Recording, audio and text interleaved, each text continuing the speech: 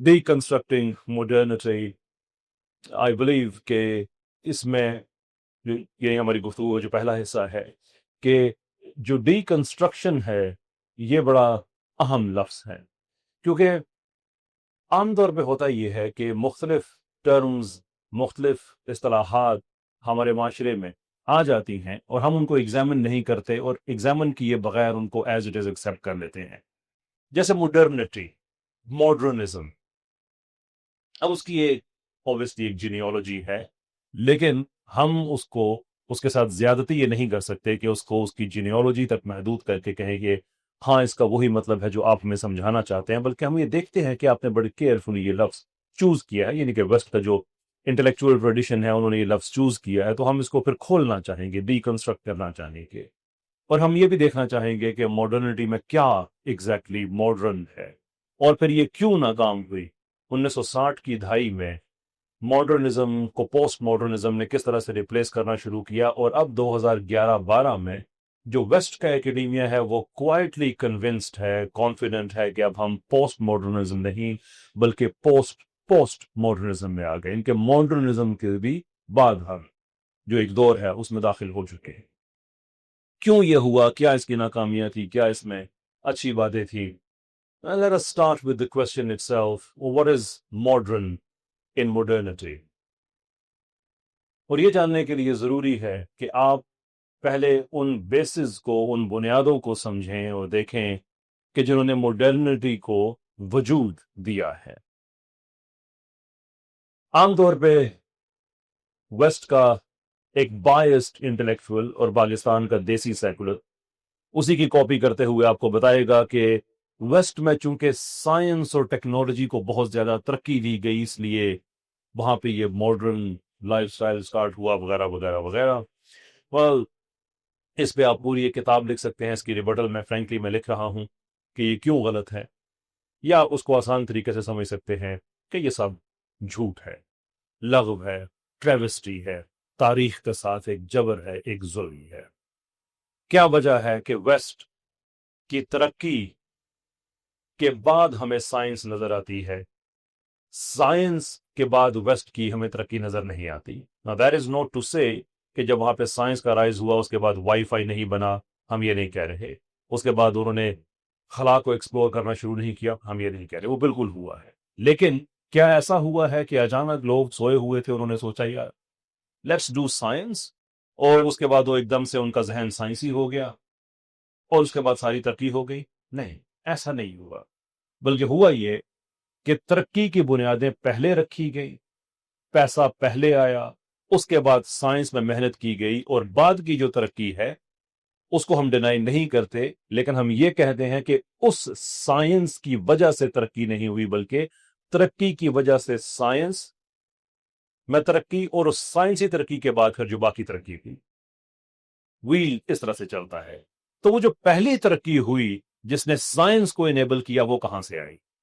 मैं एक इंग्लिश में छोटा सा, वो लेक्चर काफी तवील था, उसका छोटा सा हिस्सा आपको मिलेगा मेरे जो इंग्लिश चैनल है उस पे, जिसमें कहानी है एक आदमी की, नजाला उसका नाम है, 1904 की वो कहानी है, और वो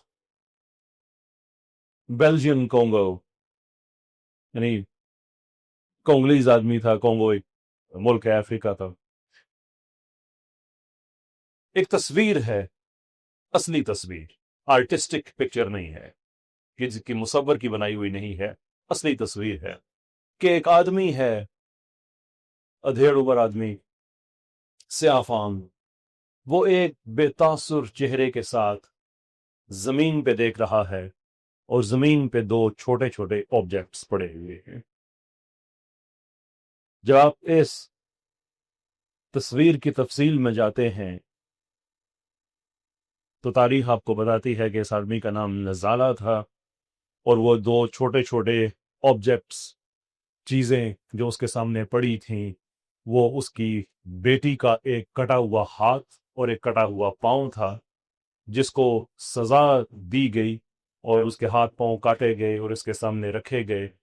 और उस सजा के पीछे गलती ये थी कि उस दिन ये रबर का कोटा पूरा नहीं कर सका था जो उसने प्रोड्यूस करना था।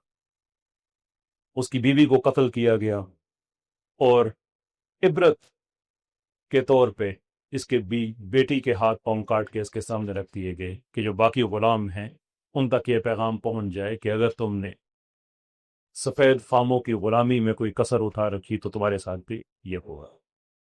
یہ ترقیاں ایسے ہوتی ہیں، یہ ترقیاں اگر آپ برلن کانفرنس کو پڑھتے ہیں کہ کس طرح سے طاقتور یورپی ممالک اکٹھے ہوئے اور انہوں نے برلن میں بیٹھ کے فیصلہ کیا کہ افریقہ کو کس طرح سے ہم نے کاٹ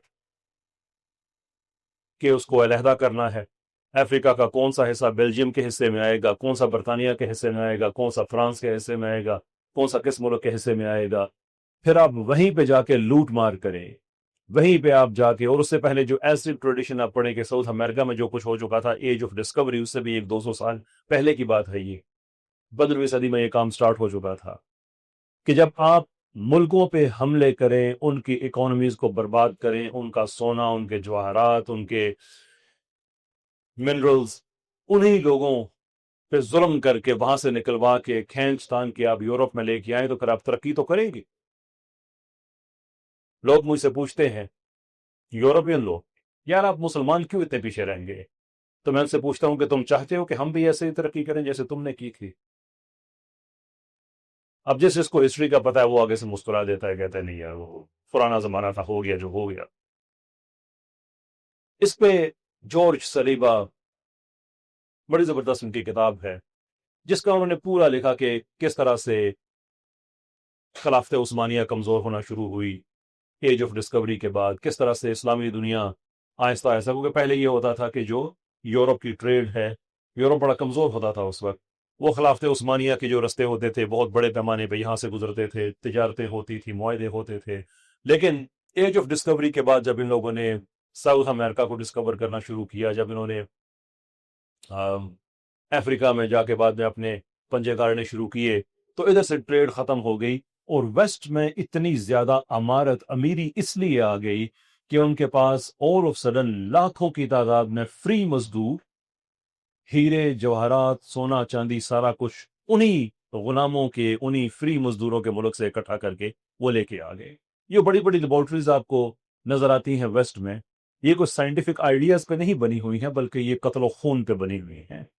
We don't criticize them کہ اس کے بعد جو انہوں نے اچھے کام کیے انسانیت کے لیے، sure we acknowledge that، لیکن ہم بات ماڈرنٹی کی کر رہے ہیں کہ اس کی بنیادیں کہاں سے سٹارٹ ہوئی، تو یہ چیز آپ کے ذہن میں واضح ہونی چاہیے کہ یہ ماڈرنٹی اس لیے نہیں وہاں پہ ہو گئی کہ وہاں پہ سائنس نے بڑی ترقی کی، بلکہ سائنس نے اس لیے ترقی کی کہ وہاں پہ اتنی زیادہ دولت ساری دنیا سے لوٹ مار کے، قتل عام ملینز کے حساب سے سلیوز اکٹھے کر کے یہ وہاں پہ، and then اس کے بعد باقی کہانیاں تاریخ کا حصہ ہیں، میرا مضمون اس وقت نہیں ہے کہ میں ان کہانیوں میں جاؤں، لیکن میں آپ سے یہ ضرور کہنا چاہوں گا کہ ماڈرنٹی کو اگر آپ آگے بڑھاتے ہیں، you go further into it، اور خود سے پوچھتے ہیں کہ کلچرل اعتبار سے ماڈرنٹی میں کیا ماڈرن تھا، what exactly was modern in there؟ یہ بڑا اہم سوال ہے، اس لیے کہ لفظ ماڈرنٹی یہ پوزٹ کرتا ہے کہ پہلے کی دنیا قدیم، پرانی، جاہل، دقیانوس، اور اب ہمارے پاس ہے ایج آف انلائٹنمنٹ، نئی دنیا، ماڈرن دنیا۔ تو ہمیں پوچھنا تو چاہیے، پھر پوچھنا پڑے گا کہ اس ماڈرن دنیا میں کیا ماڈرن تھا۔ تو کلچرل کے اعتبار سے ہم دیکھیں، آج اگر آپ ماڈرن دنیا کا تصور کرتے ہیں تو اس میں ہمیں کیا نظر آتا ہے؟ ہمیں اس میں کلچرل فریڈمز نظر آتی ہیں کہ آپ شراب پی سکتے ہیں، پہلے بھی پی سکتے تھے لیکن اب اس کی انڈسٹریل سکیل پہ وہ بن رہی ہے، بوتلیں شاید اچھی ہو گئی ہوں، لیبلز جاذب نظر ہو گئے ہوں، تو یہ تو ایک ایسکیٹک سائڈ ہے۔ جہاں تک شراب نوشی کا تعلق ہے وہ تو ہزاروں سال سے چلی آ رہی ہوں۔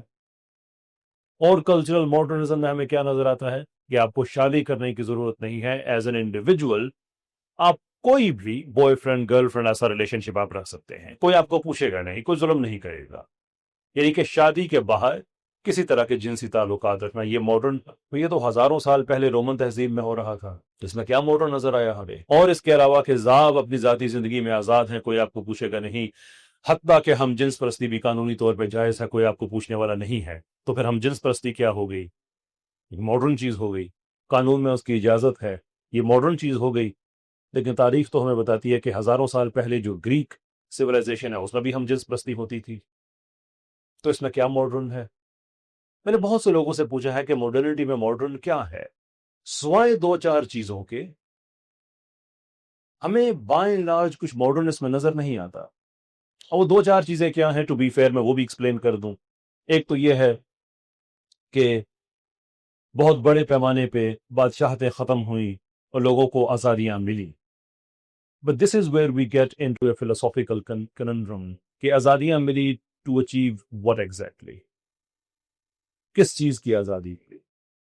کیونکہ جو انڈیویجولزم ہے اس کی کچھ اپنی مجبوریاں ہیں. کیونکہ دیکھیں جو انسان کا معاشرہ ہے، انسان معاشرے میں رہتا ہے، تو معاشرہ کیا ہوتا ہے؟ ایک اگریمنٹ ہے جہاں پہ آپ کچھ حقوق اپنے کنسیڈ کریں گے کچھ سہولتیں لینے کے لیے، یعنی کہ آپ مجموعی طور پہ ایک کولیکٹیو زندگی گزاریں گے، اس لیے اسے مجموعی طور پہ کہا جاتا ہے. جو معاشرہ ہے وہ ایک مجموعہ ہوتا ہے.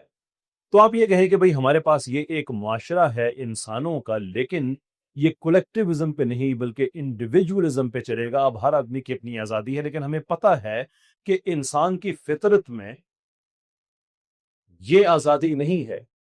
انسان کی فطرت میں ہی مکمل انفرادی آزادی نہیں ہے. یہ بات کسی کو غلط فہمی نہیں ہونی چاہیے. آپ دنیا کے 100 مختلف ملکوں سے 100 لوگ آپ اگر اکٹھے کر کے، اجنبی لوگ جو ایک دوسرے کو نہیں جانتے، کسی ایک جزیرے پہ آپ ان کو قید کر کے واپس آ جائیں، 10 سال کے بعد آپ وہاں پہ جائیں گے تو آپ کو ایک نظم ملے گی، وہاں پہ ایک ترتیب ملے گی، ایک معاشرہ ملے گا، ایک سیاسی نظام ملے گا. کیونکہ یہ انسان کی فطرت ہے. وہ 100 لوگ یہ نہیں کہیں گے، 200 لوگ یہ نہیں کہیں گے کہ بس ٹھیک ہے تم اس درخت پہ رکھو میں اس درخت پہ رکھوں گا، یہ غار میرا وہ تمہارا، ٹھیک ہے ہمارا کیا بس نافتہ نہیں. اس لیے کہ ہماری ریکوائرمنٹ ہے، ہم گروپ سپیشیز ہیں. یہی وجہ ہے کہ جب انسان کو جو سزائے قید دی جاتی ہے تو جیل کے اندر بہت مختلف سزائیں ہوتی ہیں، بہت مختلف کیٹیگریز ہوتی ہیں. مثال کے طور پہ کہتے ہیں کہ قید بامشقت یہ قید کی ایک قسم ہے اور بڑی سخت قسم ہے، there is no doubt of it. لیکن اس کو سخت ترین قید نہیں کہا جاتا. جو سخت ترین قید ہے اس کو سولٹری کنفائنمنٹ یا قید تنہائی کہا جاتا ہے، کیونکہ انسان سے اس کا نیچرل ہیبیٹیٹ چھین لیا جاتا ہے. انسان کو تنہا کر دینا یہ سب سے بڑا نفسیاتی طور پہ، ایون جسمانی طور پہ جو اس کے ساتھ ظلم کیا جا سکتا ہے، وہ سولٹری کنفائن. تو انسان تو معاشروں میں رہتا ہے. تو جب آپ نے انڈیویجولزم کی بیس پہ ایک معاشرہ کریٹ کر دینا ہے، یہ کہہ کے کہ اب آپ آزاد ہو جو مرضی کرو، تو یہ کہنے والوں کو بھی پتا ہے کہ ایسا نہیں ہونے والا. یہی وجہ ہے کہ ویسٹ میں بہت بڑے پیمانے پہ جو کنٹرول میکنزم ہے اس کو کنزیومرزم کہا جاتا ہے. تو کنزیومرزم کیا ہے؟ کہ صارفین کا مجموعی طور پہ رویہ، وہ کیا خریدتے ہیں، ان کے رجحانات کیا ہیں، ٹرینڈز کیا چل رہے ہیں، فیڈز کیا چل رہے ہیں. تو اس کے لیے سوسائٹی میں ہمارے پاس سیلیبریٹیز بھی ہیں.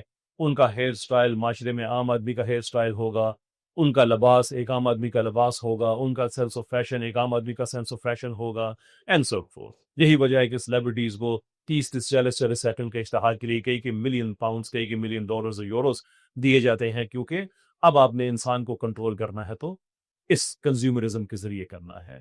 یعنی معاشرہ ہے انڈیویجولزم کا جہاں پہ انسانی آزادیاں ہیں، لیکن ان آزادیوں میں کون سی آزادی آپ رکھ سکتے ہیں، کون سی نہیں رکھ سکتے، یہ آپ کو کنزیومرزم کے ذریعے بتایا جائے گا.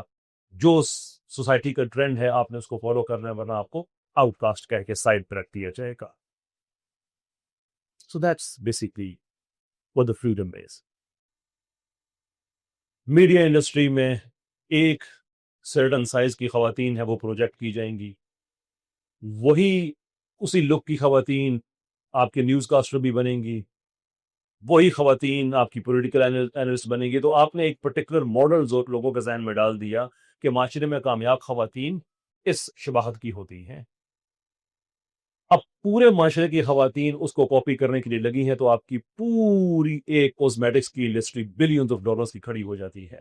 ویٹ لوز کرنے کے لیے یہ آپ کھائیں گے، فلاں چیز کے لیے آپ یہ کریں گے، رنگ کو گرو کرنے کے لیے فلاں فلاں یہ وہ وغیرہ وغیرہ کرتے کرتے کرتے اب وہ سوال ہے کہ میں یا چونکہ ہم خواتین کی بات کر رہے ہیں کہ کوئی ایک عورت جو اس فریم آف سکسیس میں فٹ نہیں بیٹھتی، وہ کیوں نہیں ہے آزاد؟ وہ کیوں نہیں اپنی آزادی سے اپنی زندگی گزار سکتی؟ اس کو معاشرے میں ناکام کیوں کہا جاتا ہے؟ سارے برے بھدے مذاق اسی کے جسم پہ کیوں بنتے ہیں؟ سٹینڈ اپ کامیڈی کی پوری انڈسٹری ہے ویسٹ میں، سارے مذاق انہی خواتین کے بارے میں چل رہے ہوتے ہیں، موٹاپے پہ چل رہے ہوتے ہیں، ایجزم ویٹزم، یہ سارے ازم وہاں پہ ہیں۔ سو کہنے کا مطلب یہ ہے کہ یہ جو تجربہ ہے ماڈرنٹی کا، یہ اس حوالے سے ناکام ہے کہ جو ہی اس نے کنزیومرزم کو یوز کیا، اس نے کنسیڈ کر دی اپنی پوزیشن کہ ہر انسان آزاد ہے۔ لبرل کور آئیڈیالوجی ہے۔ یاد رکھیں کولیکٹیوزم میں بھی آزادیاں ہیں، جو اسلامی معاشرہ ہے وہ کولیکٹیوزم پہ بیسڈ ہے، اس کے اندر بھی آزادیاں ہیں، لیکن کولیکٹیوزم اور انڈیویجولزم یہاں پہ جو لبرٹی ہے اس کی پلیس میں فرق ہے کہ وہ آپ کی زندگی میں کہاں پہ وہ آتی ہے۔ لبرل معاشرہ یہ کہتا ہے کہ آپ بذات خود بائی ڈیفالٹ ایک آزاد انسان ہیں، لیکن آپ ایک معاشرے کے ساتھ ربط قائم کرتے ہیں جس کو سوشل کانٹریکٹ کہا جاتا ہے، یعنی کہ آپ پہلے آزاد ہیں، پھر آپ ایک معاشرتی معاہدہ کرتے ہیں معاشرے کے ساتھ، سوسائٹی کے ساتھ۔ جبکہ کولیکٹیوزم یا اسلامک کولیکٹیوزم یہ کہتا ہے کہ پہلے آپ ایک معاشرے کا حصہ ہیں، اس کا حصہ بننے کے بعد آپ کی ایک ذاتی سپیس ہے اس معاشرے کے اندر، جو کہ آپ کی ذاتی سپیس ہے، اس میں کوئی آدمی مداخلت نہیں کر سکتا۔ اب دونوں طرف سے اپنے اپنے دلائل ہیں۔ اوبیسلی میں مسلمان ہوں، اور صرف مسلمان ہونے کی وجہ سے نہیں بلکہ تاریخ انسانی کو دیکھتے ہوئے میں سمجھتا ہوں کہ جو اسلامک کولیکٹیوزم ہے یہ بہت بہتر ہے۔ صرف اسلامی کولیکٹیوزم نہیں، کوئی بھی کولیکٹیوسٹ معاشرہ ہوتا ہے، ایز لانگ ایز وہاں پہ عدل ہو تو وہ کامیاب ہوگا۔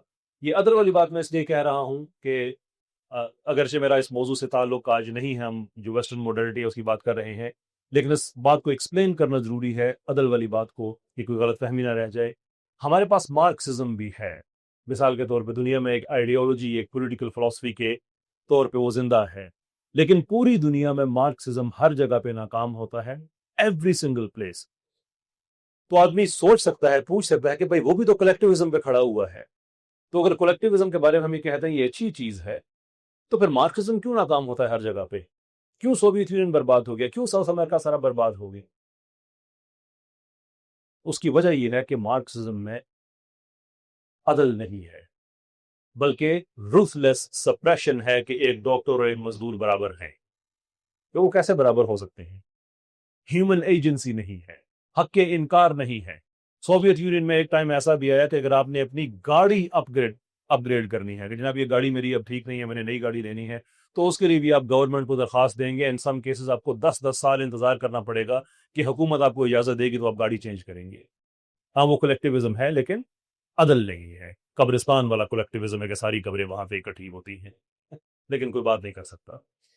خیر وہ ایک سائڈ پوائنٹ تھا۔ بیک ٹو دی ٹاپک کہ ماڈرنٹی کے اندر یہ ہمیں پرابلمز نظر آتے تھے۔ یہی وجہ ہے کہ 60 کی دہائی میں ہمارے پاس پھر پوسٹ ماڈرنزم کا رائز ہوا، کہ جو ماڈرنزم کے ذریعے اگرچہ لوگوں کو کہا جاتا تھا کہ آپ آزاد ہیں، لیکن وہ آزاد نہیں تھے، اور اس کے آزاد نہ ہونے کے یا فکر کو کنٹرول کرنے کے کئی طرح کے میجرز ان پلیس کیے گئے، جیسے ویریفیکیشنسٹ موومنٹ مثال کے طور پہ، کہ ایک زمانہ ایسا آیا کہ جنہوں نے سائنٹزم کو اتنا، اگرچہ وہ خود فلاسفر تھے، میتھمیٹیشین تھے، لیکن سائنٹزم کو وہ اس لیول پہ لے گئے کہ کیا چیز سچ ہے یا سچ نہیں ہے، اس کا آپ جب تک سائنٹیفک ویریفیکیشن نہیں کریں گے تب تک ہم اس کو نہیں مانیں گے۔ صرف وہ چیز جو سائنسی معیار پہ پوری اترتی ہے صرف ہم اسی کو ہی مانیں گے۔ اب یہ ایک انسانی سوچ پہ ایک جبر تھا، کیونکہ سائنس نے خود کو محدود کیا ہے مظاہر تک، جو فزیکل فینومنا ہے اس تک، لیکن ہماری زندگی میں صرف فزیکل فینومنا تو نہیں ہے۔ میری سوچ ہے، میری فکر ہے، اس کی کوئی فزیکل پراپرٹیز نہیں ہے۔ ایگزسٹینشیل کوسچنز ہیں، بڑے گہرے سوالات ہیں، فلسفہ وجود ہے، میں کہاں سے آیا ہوں، میں کون ہوں، اس کا سائنس تو جواب نہیں دے سکتی ہے، کیونکہ اس نے تو ایک مٹیریل جہاں تک خود کو محدود کیا۔ تو یہ کہہ دینا کہ وہ چیز جس نے خود کو مٹیریل یا مادی جہاں تک محدود کیا ہوا ہے وہ آپ کی زندگی کی ہر چیز کی معیار ہوگی، تو اس طرح کا جو فکری جبر ہے، لوگ اس سے تنگ آ کے، یہ میں نے آپ کو ایک ایگزامپل دی، اس طرح بھی اور کئی ایگزامپلس ہیں. تو 60 کی دہائی میں آہستہ آہستہ ماڈرنزم کے خلاف ایک ریولٹ سٹارٹ ہو گیا، ایک بغاوت سٹارٹ ہو گئی، اور ماڈرنزم کو پوسٹ ماڈرنزم نے ریپلیس کرنا شروع کر دیا. پوسٹ ماڈرنزم کے اپنے پرابلمس تھے، تو پوسٹ ماڈرنزم سارا اسکیپٹسزم پہ کھڑا ہوا ہے، تشکیک پہ کھڑا ہے کہ آپ نے ہر چیز پہ شک کرنا ہے، خدا پہ شک، سائنس پہ شک، فلسفے پہ شک، ہر چیز پہ تو وہ مورل ریلیٹیوزم کو اس نے بہت سپورٹ کیا کہ ہر آدمی کی مورالٹی پھر اپنی اپنی ہے. اب مسئلہ یہ ہے کہ ہر آدمی کی مورالٹی اپنی اپنی نہیں ہو سکتی. میں ایک چھوٹا سا تھوڑا ایکسپیریمنٹ آپ کے ساتھ شیئر کرتا ہوں. جب ایک آدمی اس بات پہ بحث کرتا ہے کہ مورالٹی ریلیٹیو ہوتی ہے، تو کیا آپ مجھے بتا سکتے ہیں کہ کس لمحے پہ وہ بحث ہار رہا ہوتا ہے؟ Any gases? جی، جب ایک آدمی کہتا ہے کہ مورالٹی، جو کہ پوسٹ ماڈرنزم کا خیال تھا کہ مورالٹی جو ہے وہ ریلیٹیو ہوتی ہے، اور وہ دوسرے سے بحث کرتا ہے اس چیز پہ، تو کس مقام پہ وہ بحث ہارتا ہے؟ جی، ایبسولوٹلی سر. کیوں؟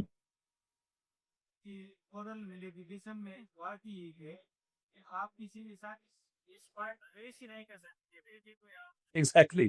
اگر آپ کی جو مورالٹی ہے وہ ریلیٹیو ہے ٹو یو، تو بحث کس چیز کی؟ بحث میں تو ضروری ہے کہ کوئی نہ کوئی ایسا معیار ہو جس سے آپ نے بھی سبسکرائب کیا ہوا اور میں نے بھی کیا ہوا ہے. اگر ہے یہ اپنی تو بھائی بحث کس چیز کی؟ تمہیں جو اچھا لگتا ہے تم کرو، مجھے جو اچھا لگتا ہے میں کروں گا. تو اس لیے یہ فلوڈ آئیڈیا ہے، اٹ ڈزنٹ ورک. تو پھر پوسٹ ماڈرنزم سے کلچرلی بہت نقصان ہونا شروع ہوا.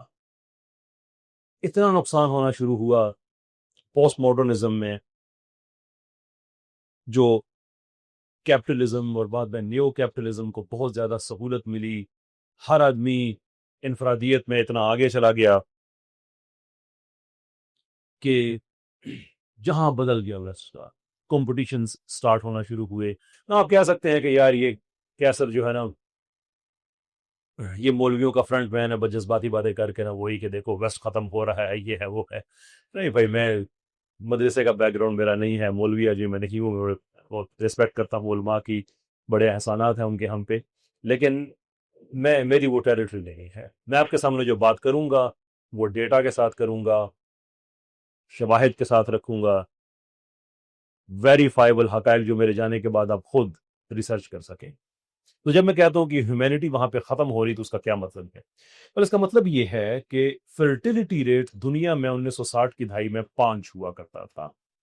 5 کا مطلب کہ ہر وہ عورت جو اولاد پیدا کر سکتی ہے، اور آن ایوریج اس کے 5 بچے ہوتے تھے. جو پاپولیشن ریپلیسمنٹ ریشو ہے وہ 2.1 ہے، یعنی 10 عورتوں کے 21 بچے، ہر 10 عورتوں کے 21 بچے. اچھا، یہ 2.1 کو اب میں یہ 10 اور 21 سے اس لیے ایکسپلین کرتا ہوں کہ مجھے یاد ہے میں ایک جگہ لیکچر دے رہا تھا، تو جو بیسک منیمم کیلکولیشن کا طریقہ ہے میں اسے ایکسپلین کر رہا تھا کہ 2.1 کا مطلب یہ ہے کہ ہر عورت کا آن این ایوریج 2.1 بچے ہونے چاہیے آن این ایوریج. تو ایک صاحب لیکچر میں کھڑے تھے، وہ کہنے لگے یہ 0.1 بچہ کیسے پیدا ہوگا؟ میں سب آئی ڈونٹ نو، پاس مجھے نہیں پتا بھائی. تو اس لیے ہم اس زحمت میں نہیں جاتے، تو ہم اس کو آسان کر دیتے ہیں کہ 10 عورتوں کے 21. اب ہوگا کیا؟ اگر ہر 10 عورتوں کے آن ایوریج 21 بچے پیدا ہوتے ہیں تو اس کو کہا جاتا ہے ریپلیسمنٹ ریشیو، وچ مینس کہ نئی آبادی پچھلی آبادی کو، نئی جنریشن پچھلی جنریشن کو ریپلیس کر رہی ہے ایکول فوٹنگ پہ، کہ آپ 100 سال کے بعد بھی اگر وہاں پہ جائیں اس ملک میں، اس خطے میں جہاں پہ یہ ایشو ہے، تو آبادی نہ زیادہ ہوگی نہ کم ہوگی، اتنی. اس کا یہ مطلب ہے، which means کہ یہ بیسک منیمم ریکوائرمنٹ ہے، اس سے نیچے آنا ڈیزاسٹر ہے. نا ویسٹرن دنیا میں فیئر انف 60 کی دہائی میں فرٹیلیٹی ریٹ 5 نہیں تھا، 5 سے کم تھا. میں نے آپ کو دنیا کی ایوریج بتائی ہے 5 ہے، لیکن ویسٹ میں 5 سے کم تھا لیکن ڈیزاسٹرس نہیں تھا. पोस्ट मॉडर्निज्म के बाद पॉपुलेशन रेशो गिरना शुरू हुआ और आज पूरे वेस्ट में एक भी मुल्क ऐसा नहीं है जो 2.1 पे हो, सब के सब उससे नीचे आ गए हैं। मुख्तलिफ स्टडीज के मुताबिक स्पेन में इस वक्त तकरीबन 5,000 गांव ऐसे हैं जहां कोई जी रूह आबाद नहीं, खाली गलियां, खाली घर।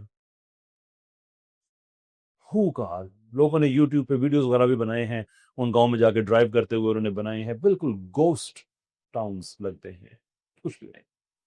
हमारे पाकिस्तान में स्कीम्स आती हैं डेवलपर्स की तरफ से, गवर्नमेंट की तरफ से कि ये हाउसिंग स्कीम है, इसमें प्लॉट है, आप खरीद लें।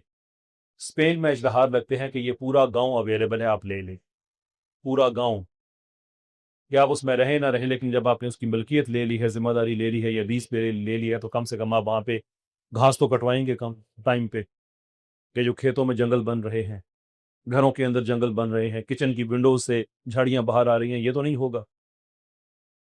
गांव के गांव वो लोगों को दे रहे हैं, लेकिन लेने वाला कोई नहीं है। इटली में भी कुछ जगह ऐसी हैं जहां पे ये हालात हो रहे हैं। तो टेक्नोलॉजी ने बहुत राइज किया, लेकिन उस टेक्नोलॉजी को प्रोड्यूस करने के लिए जो एक रैट रेस लगी लोगों की कामयाब होने के लिए, कि लोगों को बता दिया गया कि कामयाबी का मतलब यह है कि 30 साल से पहले तुम्हारा अपना घर होना चाहिए, अपनी गाड़ी होनी चाहिए। तो फिर जब आपने ये चीजें अचीव करनी है तो कुछ और फैसले अगर आप करेंगे तो इनके रास्ते में रुकावट बनेंगे। मिसाल के तौर पे आप शादी का फैसला करेंगे तो फिर आप ये नहीं कर सकते ना, शादी में आपका एक जिम्मेदारी और तरह की हो जाती है।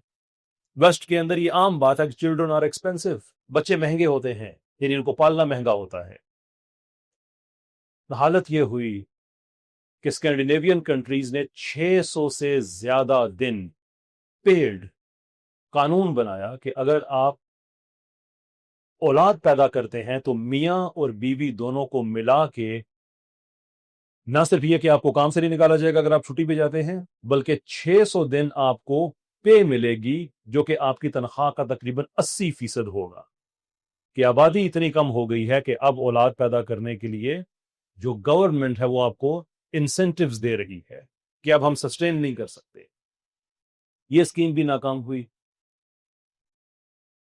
रशिया, जो कि वेस्टर्न यूरोप का हिस्सा नहीं है, मोर सेंट्रल यूरोप, उसे कभी एशिया में भी डाल देते हैं, डिपेंड करता है दुनिया का निजाम चलाने वालों की अकल पे। वहां पे पॉपुलेशन क्राइसिस इतना ज्यादा हुआ कि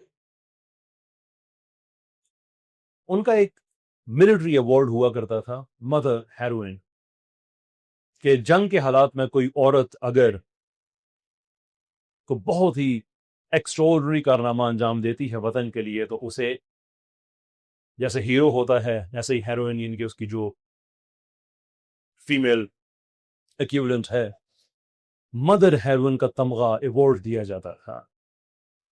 लेकिन फिर वहां पे पॉपुलेशन क्राइसिस इस लेवल का आया, जो लिबरलिज्म के खिलाफ कंपटीशन में जो उन्होंने शुरू किया था, कि गवर्नमेंट को यह अनाउंस करना पड़ा कि जो औरत 10 बच्चे पैदा करेगी और उनको रशियन वैल्यूज पे जवान करेगी, उसको मदर हेरोइन का तमगा मिला जाएगा। इनके जंगी अवार्ड बच्चे पैदा करने पे। ये डेस्परेशन की हालत है। वहां पे एक आइडिया ये भी फ्लोट किया गया कि हर मर्द को 5 शादियां जरूर करनी हो और पाबंदी हो। तो अरसा मेरे जहन में थोड़ा सा धुंधला गया, उसकी माफी, 8 या 10 साल है कि इतना अरसा वो तलाक भी नहीं दे सकेगा कानूनन। और हम कहते थे कि यार हमारी 4 तो में गिरा गुजरती थी ऑप्शनल, और तुम बाय लॉ 5 करने जा रहे हो। वो हुआ नहीं, लेकिन आइडिया गवर्नमेंट को बदल दिया गया था। अब ये मॉरल रिलेटिविज्म, पोस्ट मॉडर्निज्म, ये उसके शाखसाने थे। तो यस, मोबाइल फोन बने, यस टेक्नोलॉजी बनी, यस कैमरे बने, यस वो, लेकिन आज ये गैजेट्स वेस्ट में ज्यादा हैं, इनको इस्तेमाल करने वाले कम हैं। ये एक लेक्चर है, पूरा सेमेस्टर हमारा नहीं है, इसलिए मैं इस हिस्से में गुफ्तगू खत्म करना चाहूंगा। ये वाला आमतौर पर मैं किताबें रिकमेंड नहीं करता, लेकिन एक किताब है एक पैट्रिक बुकनन की, the death of the waste, وہ میں ضرور ریکمینڈ کروں گا کہ وہاں کے اپنے انٹلیکچوئلز جو ویسٹ کی سلو ڈیتھ ہو رہی ہے اس کے بارے میں کیا لکھتے ہیں، اور انیویٹبلی آپ کو ملے گا کہ پاپولیشن ڈکلائن کی وجہ سے، آبادیوں اور یہ ان چیزوں کی ڈکلائن کی وجہ سے ویسٹ کے اندر جو پرابلمس ہیں وہ بہت بہت بڑے۔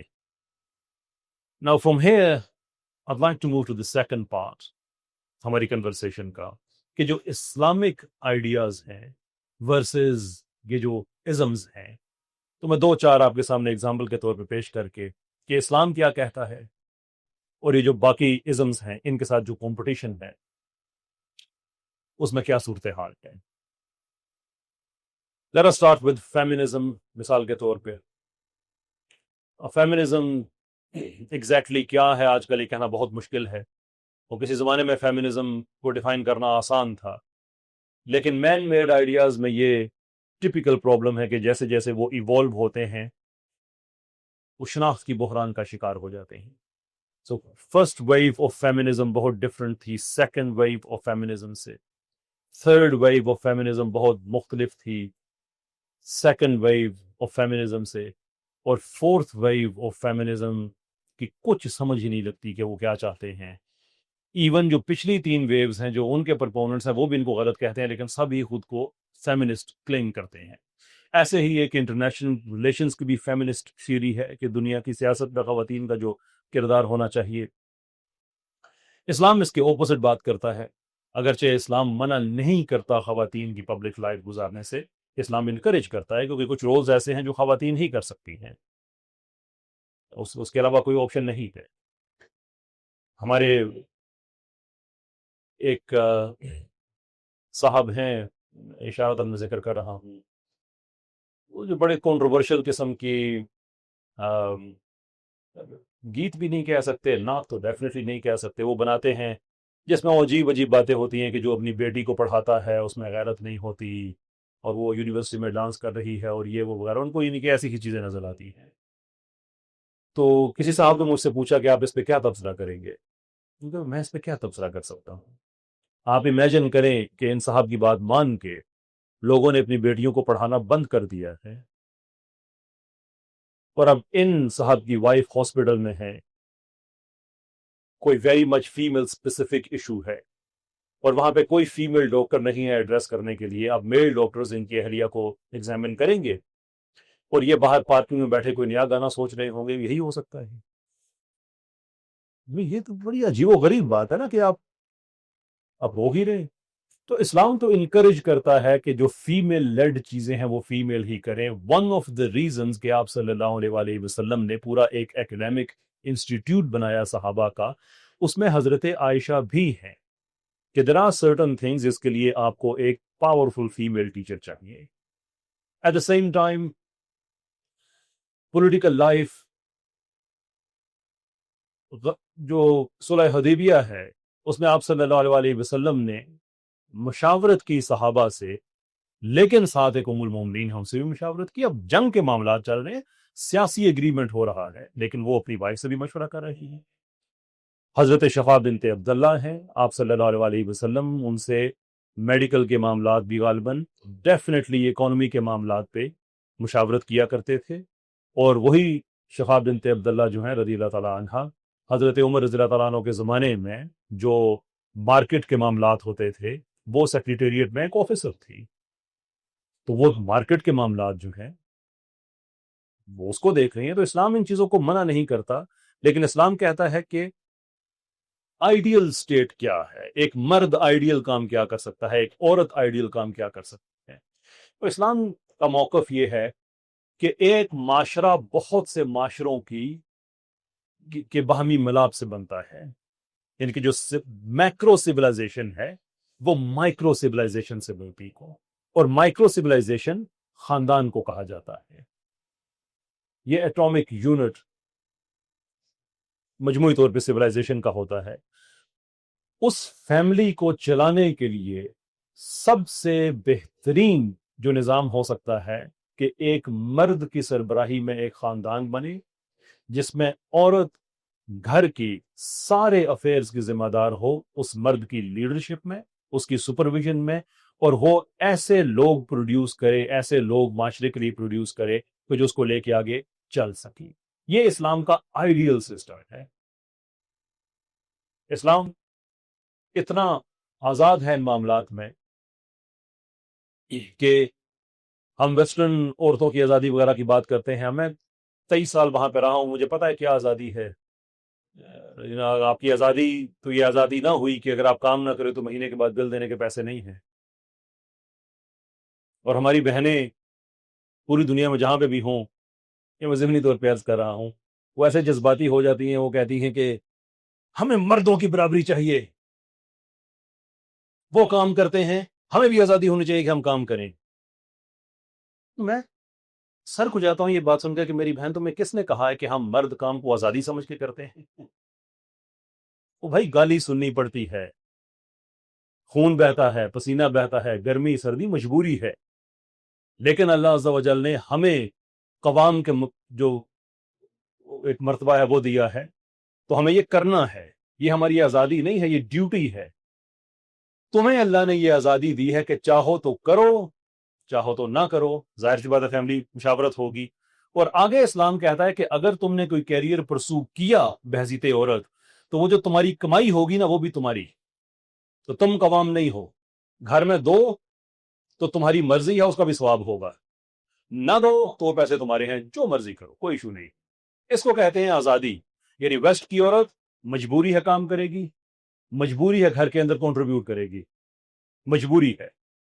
اسلام کی عورت جی چاہے تو کیریئر پرسو کرو، جی چاہے تو نہ کرو، اگر کرو تو پیسے بھی تمہارے۔ اینو کہتے آزادی۔ لیکن ہمیں یہ نہ آپ دھوکہ دیا کرو، جو کہتے ہیں نا آپ کے برابر ہو کے ہم نے کام کرنا ہے، یا شو کیوں نہیں، ہم کانوں میں بھی جاتے ہیں، کوئلہ بھی نکالتے ہیں، گٹر بھی صاف کرتے ہیں۔ Like to join us? Surely no. اسلام نے جو ماڈل دیا ہے وہ فیمنزم پہ بیس نہیں ہے، وہ ایکوٹی پہ بیس ہے کہ عورت اپنے معاملات میں آزاد ہے۔ ابھی کل پرسوں ہمارے وہ جسٹس منصور علی شاہ صاحب ہیں اور جسٹس عقیل عباسی صاحب، انہوں نے ایک فیصلہ دے دیا ایک کیس میں کہ یہ آپ جونیئر عدالتوں کو کہہ رہے تھے کہ یہ آپ کیوں کہتے ہیں کہ جب تک عورت سبمٹ نہیں کرتی، سرنڈر نہیں کرتی، اس کو نان نفقہ نہیں ملے گا؟ یہ تو بڑی پیٹریارکل لینگویج ہے۔ ہم کہتے ہیں ہے، پھر پیٹریار کی گالی ہے کیا؟ یہ گالی ہے۔ وہ میرا مضمون نہیں ہے اس لیے میں اس میں زیادہ نہیں جاؤں گا، میں اپنے مضمون تک کہنا چاہتا ہوں کہ ان کا مسئلہ یہ تھا، جو بہت زیادہ فیمنسٹ ویو انہوں نے لیا، کہ کانسٹیٹیوشنلی تو سارے ایکول ہیں، تو پھر ججز کو ایسی لینگویج نہیں استعمال کرنی چاہیے۔ میں نے اس پہ ایک ویڈیو رسپانس دیا کہ جناب جب یہ کہا جاتا ہے کہ عورت سبمٹ کرے، عورت سرنڈر کرے، تو اس کا مطلب یہ نہیں ہے کہ ہم یہ کہہ رہے ہیں کہ چونکہ تم ایک عورت ہو تو تم ایک مرد کے سامنے سبمٹ کرو گی اور سرنڈر کرو گی۔ نو، اگر یہ بات ہو تو وہ عورت ہر مرد کے سامنے سبمٹ کرے، ہر مرد کے سامنے سرنڈر کرے۔ وہ صرف ہسبینڈ کے سامنے کہا جا رہا ہے، اور اصل میں وہ ایک سسٹم کو سرنڈر کر رہی ہوتی ہے، شادی کے ادارے کو سرنڈر کر رہی ہوتی ہے۔ جیسے میں بحیثیت مرد، میں نے بھی تو شادی کے ادارے کے سامنے سرنڈر کیا ہے، میں نے بھی تو سبمٹ کیا ہے۔ تو ہم اللہ کے نظام کے سامنے سرنڈر اور سبمٹ کرتے ہیں، یہ نہیں کرتے کہ ایک بیوی ہے اور وہ ہسبینڈ کے سامنے سبمٹ کرے گی اس لیے کہ وہ عورت ہے اور وہ مرد ہے۔ اگر یہ بات ہو تو پھر بچوں کا جب معاملہ آتا ہے تو کیوں؟ حدیث شریف آپ نے سنی ہوگی کہ ایک آدمی نے پوچھا میرے ماں اور باپ اکٹھے پانی مانگے، مفہوم ہے اس حدیث کا، وربیٹم نہیں ہے، تو کس کو دوں؟ انہوں نے کہا ماں کو، پھر پوچھا، پھر کہا ماں کو، پھر پوچھا، پھر کہا ماں کو، چوتھی دفعہ کہا باپ کو۔ یعنی کہ جو ریشو ہے وہ 3:1 رکھی ہوئی ہے کہ 75% ماں جو ہے وہ بچوں کے لیے زیادہ قابل احترام ہے۔ اگر صرف عورت ہی ہر جگہ سرنڈر کرنا ہوتا تو وہ بچوں کے لیے کیوں زیادہ قابل احترام ہوتی باپ کے مقابلے میں؟ تو کیپیسٹیز ہیں، کانسٹیٹیوشنلی سارے ایکول ہیں، وہ ایک اور چیز ہے، لیکن حیثیتیں ساری برابر نہیں ہوتی ہیں۔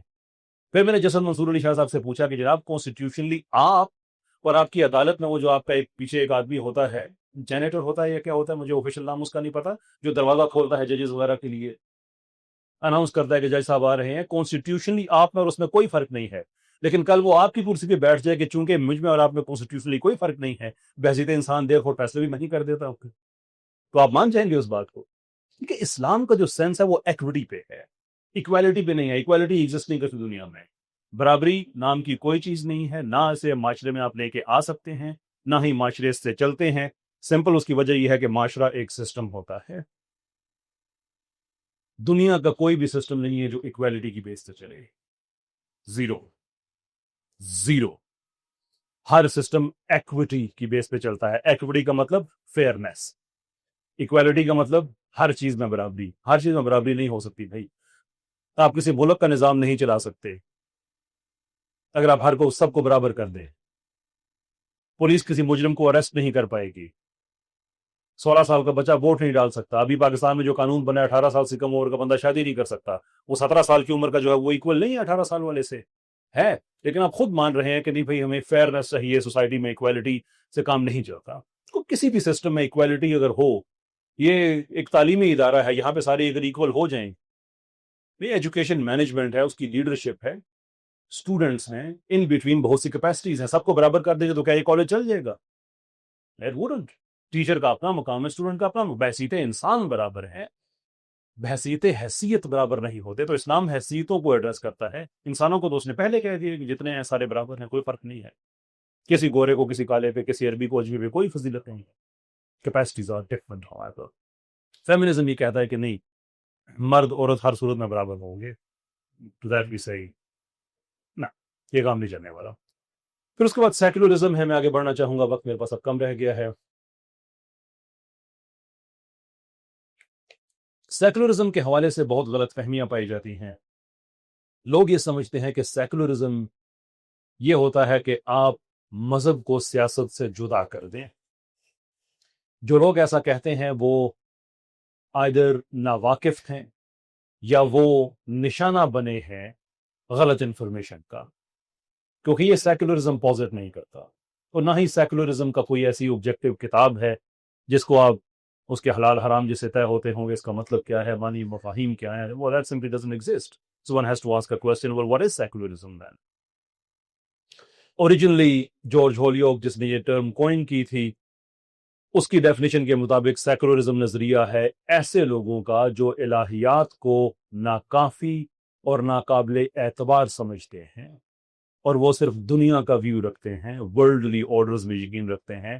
سیکولر ان کو کہا جاتا ہے. بعد میں اس کو تھوڑا سا اپڈیٹ کیا گیا کہ یہ چرچ اور اسٹیٹ کی سیپریشن ہے.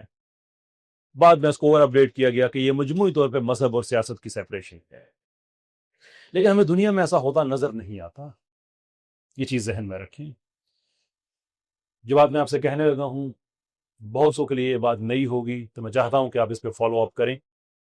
ضرور میری بات سن کے اس پہ یقین نہ کر لیں کہ دنیا میں جتنا قتل و خون سیکولرز نے بہایا ہے معصوم لوگوں کا, اتنا کسی فکری طبقے نے نہیں بہایا. زیرو. کسی نے. اچھا, یہ تالیوں کے اندر جو پیٹرن نظر آیا ہے, مجھے یہ تو آئیڈیا ہو گیا کہ ہمارے پرو سیکولر کہاں کہاں بیٹھے ہوئے ہیں بہن پہ, اور دوسرے کہاں بیٹھے ہوئے ہیں. پرو اسلام نہیں کہوں گا اس لیے کہ پاکستان میں یہ ایک نظریہ سمجھا جاتا ہے کہ آپ مسلم سیکولر ہو سکتے ہیں. بائی ڈیفینیشن آپ نہیں ہو سکتے, کیونکہ اسلام آپ سے کہتا ہے کہ آپ دین میں پورے کے پورے داخل ہو جائیں. سیکولر کہتا ہے کہ نہیں, نماز روزہ ٹھیک ہے, قانون میرا اپنا. اللہ کہتا ہے نہیں, قانون بھی میرا. وہ کہتے ہیں نہیں, آپ نے یونیورس کے لاز دے دیے ہیں لیکن اپنے لیے لاز میں خود بنا ہوا. لیکن چونکہ ایک فکری بحث ہے, اس لیے ہم فتویٰ نہیں لگا سکتے کہ نہیں جو خود کو سیکولر کہتا ہے وہ مسلمان نہیں ہو سکتا. فکری بحث میں آپ کو بہت لچک دکھانی پڑتی ہے, اکوموڈیٹ کرنا پڑتا ہے. بہرحال سارے مسلمان بہن بھائی بیٹھے, سارے پاکستان کی خیر خواہ ہیں, دشمن تو کوئی نہیں ہے. اسلام کا بھی دشمن کوئی نہیں, بس انڈرسٹینڈنگز کا فرق ہوتا ہے. تو سیکولرز نے جو انسانیت کا قتل و خون بہایا ہے وہ سیکولرزم کی وجہ سے بہایا ہے. یہ چیز بھی ذہن میں رکھیں.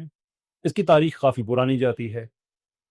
رین آف ٹیرر مثال کے طور پہ انقلاب فرانس میں, اگر آپ وہاں سے سٹارٹ کریں, اگرچہ سے بھی پہلے جاتی ہے, لیکن رین آف ٹیرر کو آپ دیکھیں, یا لیگ آف ملیٹنٹ ایتھیسٹس کو آپ دیکھیں, ہجوم لاز کو دیکھیں, کشف حجاب لاز کو آپ دیکھیں, آپ کو جگہ جگہ پہ ایسے قوانین, ایسے ظلم و ستم کی داستانیں, laws of religious affiliations. 1929 Soviet Union Central Asia میں جو قوانین لے کے آئے, 25,000 کے لگ بھگ مساجد برباد کر دی, شہید کر دیں, ڈیسیکریٹ کیا ان کو. 50,000 کے قریب چرچز کو انہوں نے برباد کر دیا. کرسچن علماء, مسلمان علماء قتل عام کیا. جو گریٹ پرجز تھے 1936 اور 1938 کے درمیان، لاکھوں علماء کا، مذاہب جو مذہبی لوگ ہیں، کلرجی ہے، ان کا قتل عام کیا، تو یہ ہمیں بڑا کلیئر پیٹرن نظر آتا ہے کہ سیکولرزم کے اندر قتل و خون بہت زیادہ ہے۔ سب سے بڑی دنیا کی جو تاریخ کی جنگ ہے، اب اگرچہ ہم مذہبی لوگوں کو، بالخصوص مسلمانوں کو کہہ دیا جاتا ہے کہ آپ دہشت گرد ہیں، آپ یہ ہیں وہ ہیں وغیرہ وغیرہ، کرتے رہ لو۔ آپ نے چونکہ اس وقت دنیا میں ظلم و ستم کو آپ نے ایک رستہ دینا ہے، تو آپ یہ تو اپنے لوگوں کو نہیں کہیں گے کہ مذہبی لوگ یا مسلمان لوگ بڑے اچھے ہوتے ہیں، ہم ویسے ان کو مار رہے ہیں جسٹ فار فن۔ اوبیسلی آپ نے ایک تصویر کشی کرنی ہے کہ یہ ظالم ہیں، یہ جاہل ہیں، یہ بھیڑیے ہیں، یہ ہیں وہ ہیں وغیرہ وغیرہ وغیرہ۔ پر we have some very simple questions کہ تاریخ انسانی کی سب سے خون ریز، سب سے بڑی جنگ، جسے دوسری جنگ عظیم کہا جاتا ہے، یہ آپ کا ایک سیکولر پرابلم تھا، کوئی ریلیجس پرابلم نہیں تھا۔ فیشسٹس وہ بھی سیکولر تھے، لبرل بھی سیکولر تھے، کمیونسٹ بھی سیکولرز تھے۔ تو آپ کی سیکولرزم کی ایک جنگ تھی، سیکولرز کی آپس میں جنگ تھی، جس نے دنیا کی چولیں ہلا کے رکھ دی۔ کہاں کہاں قتل و خون نہیں ہوا۔ I'm sure you can relate۔ میرے both میٹرنل اور پیٹرنل سائڈ کے آباء و اجداد دوسری جنگ عظیم میں شامل تھے۔ وہ تو سیکولر نہیں تھے، ان کی کیا غلطی تھی؟ لیکن ایک سیکولر ملک کی یہاں پہ بادشاہت تھی، برطانیہ کی، تو فوج میں لے گیا ان کو بھی۔ ہمارا ان سے کیا جنگوں سے لینا دینا تھا بھائی؟ پر we had to be part of it۔ پھر آپ کا ایک سیکولر طبقہ اس میں شکست اس کو ہو جاتی ہے، فیشسٹس کو۔ لیکن یہ کیا محض اتفاق ہے کہ دوسری جنگ عظیم کے بعد دنیا میں جتنی بڑی بڑی جنگیں ہوئی ہیں وہ ساری ہی آئدر دو طرفہ سیکولر یا ایک طرف تو سیکولر آپ کو ملتا ہی ملتا ہے۔ وہ مجھے یاد ہے، میں ہالینڈ میں رہتا تھا، تو وہاں میں، اگرچہ میری اپنی عمر کم تھی، لیکن مجھے اردو وہاں کے بچوں کی نسبت تھوڑی زیادہ بہتر آتی تھی، تو مجھے بھی اساتذہ میں داخل کر دی کہ جو چھوٹے بچے ہیں آپ ان کو پڑھائیں۔ تو ہمارے جو پرنسپل صاحب ہوتے تھے وہاں پہ، مسجد کے اندر سکول تھا، وہ کہتے تھے کہ اگر میں نہ ہوں کلاس میں، وہ خود پڑھاتے بھی تھے پرنسپل کے ساتھ ساتھ، کہ میں اگر کلاس میں نہ ہوں اور واپس آؤں اور پتا چلے کہ پیچھے لڑائی ہو گئی ہے، تو میں ہمیشہ دوسری پارٹی ڈھونڈتا ہوں کہ وہ کون ہے۔ کہ دوسری پارٹی کو، پہلی پارٹی کون؟ کہتے ہیں اس لیے مجھے پتا ہے کہ پہلی پارٹی میں جنید ہوگا، جعفر ہوگا یا غازی ہوگا، یہ تین تو ہوں گے ہی ہوں گے، یا ان میں سے کوئی ایک۔ دوسری طرف کون ہے وہ مجھے دیکھنا پڑے گا۔ یہ تین بچے تھے، ہماری اپنی فیملی کے ہی ہیں۔ اب وہ ماشاءاللہ بڑے ہو گئے، سن کے اپنے بچوں کو بتا رہے ہوں گے کہ مسجد میں لڑتے نہیں ہیں۔ پر ان اینی کیس، ہم جب یہ تاریخ دوسرے جنگ عظیم کے بعد کی دیکھتے ہیں تو ہمیں ایک طرف تو پکا پتا کہ کون ہوں گے، دوسری طرف دیکھنا پڑتا ہے کون ہے۔ جو آپ کورین وار دیکھیں، سیکولرز کی جنگ تھی۔ ویتنام کی جنگ دیکھیں، سیکولرز کی جنگ تھی۔ ساؤتھ امریکہ میں جو بڑی بڑی جنگیں ہوئیں، سیکولرز کی تھی۔ فار ایسٹ میں جو بڑی بڑی جنگیں ہوئیں، اورینٹل کنٹریز میں جو بڑی بڑی جنگیں ہوئیں، سب سیکولرز کی تھی۔ اگین، یہ پورا ہمارا کوئی سیمسٹر نہیں چل رہا جس میں اس کو بلڈ اپ کروں، تو میں آپ کی تحقیق کے لیے ایک چیز چھوڑے جا رہا ہوں، میرے جانے کے بعد ضرور اس کو دیکھیے گا، دی جکارتا میتھڈ۔ سرچ کیجئے گا اس کو، کہ کس طرح سے امریکن سیکولرز نے قتل عام کا ایک طریقہ کار شروع کیا انڈونیشیا میں، جس کو وہ لے کے گئے برازیل اور ساؤتھ امریکہ میں، اور کمیونسٹ سیکولرز کا کس طرح سے انہوں نے قتل عام کیا۔ اب تک کے جو اعداد و شمار ہیں کہ دوسری جنگ عظیم کے بعد سیکولرز تقریباً 1 کروڑ بندہ ایک دوسرے کا مار چکے ہیں، اور اس کے علاوہ جو سیکولرز نہیں ہیں وہ بھی ان کے اس جنگ کا حصہ بنے۔ تو دنیا کی قتل و خون کی تاریخ سے آپ سیکولرز کو کبھی نکال نہیں سکتے۔ اٹ ڈز ناٹ مین کہ ہم مسلمانوں میں برے حکمران نہیں رہے، اس کا قطعی طور پہ یہ مطلب نہیں ہے۔ لیکن کیا یہ محض اتفاق ہے کہ مسلمان سیکولر ہونے کے بعد زیادہ بڑا خطرناک آدمی بن جاتا ہے؟ میں آپ کو 2 لوگوں کے نام بتاتا ہوں، بہت ہی کنٹروورشل فگر، بشار الاسد۔ کتنے اس نے سنی مار دیے، اب ایوری ڈے سنتے ہیں، اہل سنت کا قتل عام کرنے والا آدمی تھا، یہ تھا وہ تھا، بہت بڑا ٹھیک، یہ ایک آدمی ہو گیا۔ دوسرا آدمی ہے صدام حسین، ہیوجلی کنٹروورشل فگر جب مسلمانوں کے قتل و خون کی بات آتی ہے. آپ سنتے ہیں کتنے شیعہ اس نے مار دیے. عراق کی 50% سے زیادہ آبادی شیعہ کی ہے، لیکن اس نے بزور طاقت آہنی شکنجے سے ان پہ حکومت کی، قتل عام کیا، یہ کیا وہ کیا ہوا ہے. ٹھیک ہے، اب میں کوئی سائڈ نہیں لیتا یہاں پہ کہ دونوں میں سے زیادہ کس پہ الزام ہے، لیکن کیا یہ محض اتفاق ہے کہ دونوں ہی سیکولر تھے؟ دونوں کی پولیٹیکل پارٹی بھی ایک ہی تھی. عربوں کی جو سیکولر پارٹی ہے باعث پارٹی، جو باعث پارٹی ہے وہ سیکولر پارٹی ہے. سیریا میں بھی وہی تھی، عراق میں بھی وہی ہے. Is it just coincidence؟ Shah Iran secular بنتا ہے تو عورتوں کے حجاب پہ پابندی لگا دیتا ہے، گولیاں مارتا ہے سرعام لوگوں کو جو احتجاج کرتے ہیں کہ تم کشف حجاب کا قانون جب اس نے بنایا. مصطفیٰ کمال جب سیکولر بنتا ہے تو اذانوں پہ پابندی، مدارس پہ پابندی، اسلام پہ پابندی، یہ وہ. Why؟ اب کبھی بھی نہیں کہتے کہ ہمارے مسلمان ہمیشہ اچھے رہے ہیں. ایون جو سیکولر نہیں رہے ہم ان کا بھی دفاع نہیں کرتے، بلکہ ہم تو اس مذہب کو ماننے والے ہیں کہ اس دنیا اور آخرت میں ہم ان لوگوں کو ڈسون کرتے ہیں جنہوں نے کسی غریب پہ ظلم کیا ہو، کسی غیر مسلم پہ ظلم کیا ہو. حدیث کے الفاظ ہیں جو روایت میں آتے ہیں کہ حشر کے دن کسی غیر مسلم پہ اگر کسی مسلمان حکمران نے ظلم کیا ہے، مفہوم ہے اس حدیث کا، تو حشر کے دن اس غیر مسلم کی طرف سے استغاثہ خود جناب رسالت مآب صلی اللہ علیہ وسلم کریں گے اس مسلمان حکمران کے خلاف. تو کیسے ظلم کر سکتے تھا؟ وہ تمہارے دین کو مانے نہ مانے، تمہارا کام دعوت دینا ہے، تو بات ختم ہو جاتی. یہاں بہت بڑی یہاں پہ بحث ہے اقدامی جہاد، دفاعی جہاد کی، میں اس پر نہیں جا رہا، لیکن بائی اینڈ لارج تو یہ آپ پہ ذمہ داری نہیں ہے کہ آپ تلوار کے زور پہ ہر کسی کو آپ مسلمان کرنا شروع کر دیں. آپ نے دعوت دے دی ہے، ٹھیک ہے، بات ختم ہو گئی.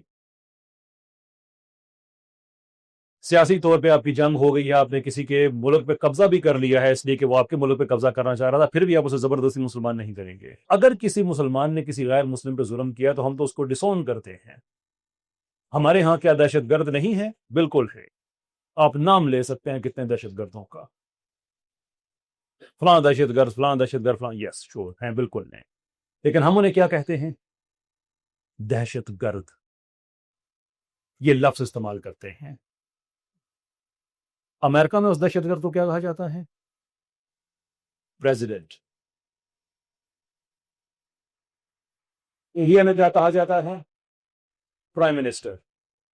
اور یہ عجیب ظلم ہے، کہتے ہیں دیکھو تم مسلمانوں میں داعش تھے. ہاں جی بالکل تھے، لیکن کیا یہ ظلم نہیں ہے فکری طور پہ کہ نازیز یورپین تھے، انسانوں کا قتل عام کیا، زیادہ انہوں نے یورپینز کو مارا، یورپینز نے ان کے خلاف جنگ کی. دیر فور نتیجہ یہ ہے کہ جو یورپینز ہیں وہ سارے دہشت گرد نہیں ہیں. داعش مسلمانوں میں تھے، انہوں نے انسانوں کا قتل عام کیا، سب سے زیادہ انہوں نے مسلمانوں کو مارا، مسلمانوں نے ان کے خلاف جنگ کی اور انہیں شکست دی، لیکن پھر بھی سارے مسلمان دہشت گرد ہیں. یار تمہارے نازیز کی وجہ سے تم دہشت گرد نہیں ہو، داعش کی وجہ سے ہم ہیں. ہٹلر الیکشن لڑ کے حکومت میں آیا تھا، کہو ابو بکر بغدادی کو الیکشن لڑ کے کسی ملک کا صدر بنے، کسی مسلمان ملک کا نہیں. بھائی ہم ڈسون کرتے ہیں دہشت گردی کو، تمہارے سسٹم کے اندر یہ پائی جاتی ہے. تو یہ جذباتی باتیں نہیں ہیں. یہ جو جس ڈیفینیشن پہ میں دہشت گرد کہہ رہا ہوں یہ کسی عام آدمی کی نہیں ہے. یہ chief justice of United Kingdom Lord Thomas Bingham, ان کی کتاب ہے رول آف لا، اس کے اندر انہوں نے ڈیفائن کیا ہے کہ ہر وہ وائلنس جو رول آف لا کے باہر ایگزسٹ کرتا ہو وہ دہشت گردی ہوتی ہے. کیا عراق کی جنگ رول آف لا کے تحت تھی؟ انٹرنیشنل قوانین کے خلاف تھی؟ آج غزہ میں جو کچھ ہو رہا ہے کہ انٹرنیشنل قوانین کے ساتھ کے تحت ہو رہا ہے؟ سارے سیکولرز ان کے ساتھ کھڑے ہوئے ہیں. جی افغانستان تو ایک کلاسک کیس ہے کہ سیکولرز آپس میں تو لڑتے رہے، لیکن افغانستان کی بات کریں تو پہلے مارکسسٹ سیکولر، پھر لبرل سیکولر. اور لوگ مجھے کہتے ہیں یار تم افغانستان کیوں نہیں چلے جاتے، تمہیں شریعت چاہیے وہاں چلے جاؤ. تو میں کہتا ہوں تم برونڈی کیوں نہیں چلے جاتے، سیکولرزم چاہیے جاؤ. لیکن افغانستان کو تانا کس چیز کا ہے؟ کس چیز کا؟ جہاں پہ 2-3 نسلیں جوان ہوئی ہیں صرف جنگ دیکھتے ہوئے، تم اس کا مقابلہ کس سے کرو گے؟ کیا وہاں پہ 2-4 سالوں کے اندر دودھ اور شہد کی نہریں بہنا شروع ہو جائے؟ مطلب ظلم کی بھی عجیب داستان ہے نا کہ انہی پہ آپ نے ظلم کیا، پہلے ایک طرح کے لوگ، پھر دوسری طرح کے لوگ جو ان کو مجاہدین کہنے والے، میں نے وہ پرانی ڈاکومنٹریز دیکھی ہیں, آپ بھی کبھی دیکھے گا, یوٹیوب پہ موجود ہیں, کہ جب سوویتس نے اٹیک کیا, ادھر سے امریکنز جاتے تھے, وہ نیوز کور کر رہے ہوتے تھے, وہ مجاہدین ادھر سے کہہ رہے ہوتے تھے آر پی جیز وغیرہ فائر کرتے ہوئے نعرہ تکبیر, تو ادھر امریکن جو کور کرنے گیا ہوتا یہ کہ آگے سے کہہ رہا ہوتا تھا اللہ اکبر. Like, really? اس قوم پہ آ کے تم نے پھر ظلم کے پہاڑ توڑے, اور اس کے بعد تم کہتے ہو کہ وہ ترقی ہو, ان کی ترقی تو پھر بھی چلو کم سے کم اگر وہاں پہ آپ یہ ایوری ڈے اگر آپ اسٹریٹ کرائم دیکھیں, نیو یارک کو کمپیئر کر کے کابل سے دیکھ لیں, انسان کی طبیعت ٹھیک ہو جاتی ہے. کابل میں کوئی اسٹریٹ کرائم نہیں. نیو یارک میں, امریکہ میں بہت سی ایسی جگہیں ہیں جہاں گورنمنٹ آپ کو ایڈوائز کرتی ہے کہ خالی جیب گھر سے نہ نکلنا, $10 $5 جیب میں رکھنا, کہ اگر کوئی لوٹنے والا آ جائے تو اس کے لیے اپنی زندگی نہ ہار جانا, دے دینا پیسے اس کو. یہ فیلئر ہوتا ہے گورنمنٹ کا جب وہ اس لیول پہ آ جاتی ہے. تو اس لیے یہ مثالیں اس طرح کی دینے کی بڑی آسان ہیں. آپ دنیا کو مار دیں, قتل عام کر دیں, آپ دنیا کو اکھاڑ پکھاڑ کچھ بھی کر دیں آپ, اور اس کے بعد آپ ٹھیک ہیں, باقی ساری دنیا غلط ہے. And this is where we have to stand up. Stand up. ہماری جو موومنٹ ہے دی ریوائولسٹ, اس کا نام ہے کہ ہم یہ سمجھتے ہیں کہ ہم نے اسلام کو ریوائیو کرنا ہے, ہم نے 5 لاکھ سائنسدان پیدا کرنے ہیں انشاءاللہ, فلاسفرز, میتھمیٹیشینز, کہ جب تک ہم عصری علوم میں, آپ خلیفہ کا وہ کانسیپٹ بن ہی نہیں سکتا نا زمین پہ جب تک آپ عصری علوم پہ آپ کی دسترس نہ ہو. So we have to do those things. لیکن ہمارا جو موٹو ہے وہ ہے قم, جو قم فانذر سے ہم نے بعد اعوذ باللہ ہم نے وہاں سے لیا ہے کہ اب اٹھنے کا ٹائم ہے. اگرچہ یہ اللہ کے رسول صلی اللہ علیہ وسلم کو قرآن میں بات کہی گی کہ آپ کھڑے ہوں اور آپ بتا دیں, لیکن اگر پروفٹ ہمارے لیے کھڑے ہوئے اور ساری بڑی بڑی لگزوریس ٹیمپٹنگ انٹائسنگ آفرز انہوں نے ریجیکٹ کر دی, تو کیا ان کا ہم پہ یہ حق نہیں ہے کہ آج ہم ان کے لیے کھڑے ہوں اور یہ کہیں کہ ہم نہ پہلی جنگ عظیم کے ذمہ دار ہیں, نہ دوسری جنگ عظیم کے ذمہ دار ہیں, نہ ہولوکوسٹ کے ذمہ دار ہیں, نہ تیل کے لیے دوسرے ملکوں پہ حملے کرنے کے ذمہ دار ہیں, نہ کشف حجاب ہے, نہ 9/11 کے بھی ہم ذمہ دار نہیں ہیں. یہ بات بھی کلیئر رکھیں. اگر کہ یہ الزام جو لگتا ہے اگر کسی پہ, کسی مسلمان کا, تو ہم کہتے ہیں اوپن انکوائری کرو, ہم اسے ڈسون کریں گے, لیکن ہم کسی پہ حملے نہیں کرتے ہیں. پچھلے 100 سال میں کتنے مسلمان ملکوں نے دوسروں پہ حملے کیے یہ دیکھ کر, کتنے مسلمان ملکوں پہ حملے ہوئے یہ تاریخ دیکھے. So that is not our history. تو کھڑے ہو کے اب ہم نے یہ بتانا ہے کہ enough is enough. ہم اب یہ فٹ بال نہیں بنیں گے کہ یہاں پہ مارکسزم آئے گا یا لبرلزم آئے گا. ہمارے پاس وہ سسٹم ہے جس کی اپنی سوشل تھیوری ہے, اپنی پولیٹیکل تھیوری ہے, اس کی اپنی سوشیولوجی ہے, اس کا اپنا عدالتی نظام ہے, اس کا اپنا آئلی نظام ہے. دنیا میں 400 سال تک یہ نظام غالب رہا ہے. نان مسلم کنٹریز مسلمان ملکوں کے سکے یوز کرتے تھے ایز دا اسٹینڈرڈ کرنسی. وہ سب ریوائیو کیا جا سکتا ہے. آج ہمارے پاس اسلامی دنیا میں 80 لاکھ کے لگ بھگ ریزروز کو ملا کے ہمارے پاس فوج ہے, ہمارے پاس نیوکلیر پاور ہے, پیسہ ہے, تیل ہے, سب کچھ ہے. وہ سویلائزیشن بنانے کے لیے جو کچھ چاہیے ہوتا ہے. اور وہ آج اس لیے ضروری ہے کہ لبرلزم ویسٹ میں کنسیڈ ہو رہا ہے بڑی تیزی کے ساتھ. مارکسزم 1991 میں ختم ہو چکا ہے. لبرلزم 2006 سے مسلسل لبرل ڈیموکریسیز ڈکلائن پہ جا رہی. امریکہ ریئلزم کی طرف جا رہا ہے. جو ریئلسٹ پولیٹیکل تھیوری ہے وہ زیادہ کامیاب ہے. امریکہ چائنا اور رشیا سے دیکھ رہا ہے کہ دنیا میں بہت زیادہ پر پھیلانے کی ضرورت نہیں. اکنامکلی آپ کریں وہ ایک اور چیز ہے, لیکن جنگوں کے اعتبار سے نہیں. وہ ڈی اسکیلنگ پہ آیا ہوا ہے. لبرل آرڈر کرمبل کرتا جا رہا ہے. اس وقت ہنگری میں اینٹی لبرل گورنمنٹ ہے, آسٹریا میں اینٹی لبرل, اٹلی میں اینٹی لبرل, امریکہ میں اینٹی لبرل. ایون برطانیہ میں جو لیبر پارٹی بڑے عرصے کے بعد آئی ہے یہ بھی ایک سینٹر کی پارٹی بن کے آئی ہے, یہ پیور لیفٹ کی پارٹی نہیں ہے. وہاں پہ جو بریگزٹ ہوا وہ بھی ایک اینٹی لبرل موومنٹ تھی. اور کئی ملک ایسے ہیں جہاں پہ اینٹی لبرل, ان کے ویسٹ کے اندر لبرلزم آہستہ آہستہ ختم ہوتے ہوتے وہاں پہ نیو کنزرویزم ایک نیا فنومنا ہے. انڈیا میں سیکولرزم ہوتا ہے, وہ ہندتوا کی طرف جا رہے ہیں. تو ہم مسلمان پاکستان میں بیٹھے ہوئے کیا ہم فٹ بال بنتے رہیں گے کہ اب ہم نے سوویتس کے ساتھ الائن ہونا یا امریکنز کے ساتھ الائن ہونا؟ بھی ہمارے پاس اپنا جو سارا کچھ ہے. تو why not start that here in this Pakistan. ہماری تھیوریز بارہا مرتبہ ٹھیک ثابت ہوئی ہیں. انہیں کیوں ہم کتنا عرصہ کہتے تھے یار یہ مسلمانوں کی اکانومی ہے, اس میں سود نہیں ہے, سود کے بغیر آپ اکانومی کیسے چلائیں گے؟ آج ہم آپ سے جاننا چاہتے ہیں کہ 2008 کا جو فائنینشیل میلٹ ڈاؤن ہوا، پوری دنیا میں اکنامک کرائسس آیا، آپ نے سود کو آلموسٹ ختم کر کے اپنی اکانومیز کو ریوائیو کیا، تو ہم بھی تو یہی کہہ رہے تھے کہ سود کے بغیر اکانومیز چلتی ہیں. آپ کی نہیں چل رہی تھی 2008 میں. بینک آف فن لینڈ کے انٹرسٹ ریٹ 0.25% تھا. اسکینڈینیوین کنٹریز نیگیٹو انٹرسٹ میں چلے گئے تھے. نیگیٹو انٹرسٹ مطلب کہ نہ صرف یہ کہ بینک آپ کو پیسہ رکھنے کے لیے آپ کو سود نہیں دیتا تھا، بلکہ آپ کا پیسہ بینکوں میں رکھنے کے لیے آپ کو چارج بھی کرتا تھا کہ ہم آپ کے پیسے کو بہتر مینج کر رہے ہیں. تو آپ نے ثابت کیا کہ سود کے بغیر اکانومی چلتی ہے. تو ہمارے پاس یہ سارا کچھ موجود ہے. We just have to put everything together and create that civilization. اس کو ریوائیو کرنے کی ضرورت ہے. آخری بات پہ میں چلتے ہیں ہم کوشچن اینڈ آنسر کی طرف آپ کی. اور کوشچن اینڈ آنسر کا مطلب یہ نہیں ہے کہ یہاں پہ علامہ صاحب بیٹھے ہوئے ہیں اور آپ سوال کر رہے ہیں اور وہ جواب دے رہے ہیں. وہ ایک سیشن ہے جس میں آپ رائے دے سکتے ہیں، مشورہ دے سکتے ہیں. کسی سیشن میں نے کوئی خلاف واقع بات کی ہے، آپ اس پہ مجھے چیلنج کر سکتے ہیں. تو میں سمجھ رہا ہوں کہ پبلک اسپیکرز کو پبلک میں چیلنج ہونا چاہیے. ہم خدا نخواستہ کوئی انبیاء کے درجے میں نہیں آتے، فرشتوں کے درجے میں نہیں آتے کہ ہم سے غلطیاں نہیں ہوتی. ہم انسان ہیں. دیر از ایوری پاسبلٹی کہ میں نے کچھ غلط کہا ہو. ہیئر از دی اپرچونٹی، موقع ہے کہ آپ میری تصحیح کر دیں. تو جو میں آخری بات میں عرض کر رہا تھا کہ چونکہ ہمارے پاس سارے کے سارے سسٹمز موجود ہیں، it is for that reason کہ ہم نے اس عہد کو ریوائیو کرنا ہے جسے اسلام کا classical and in many ways post classical era بھی اس میں بہت عرصے تک رہا، کہ جس میں غزالی رہے، جس میں ہمارے پاس ابن الہیثم اور بہت سے ایسے ہمارے پاس بڑے بڑے نام رہے. یعنی یہ وہ دور تھا کہ لوگ جمعے کا خطبہ بھی دیتے تھے اور کیمسٹ بھی تھے، اپنے زمانے کے حساب سے بایولوجی بھی اچھی کرتے تھے.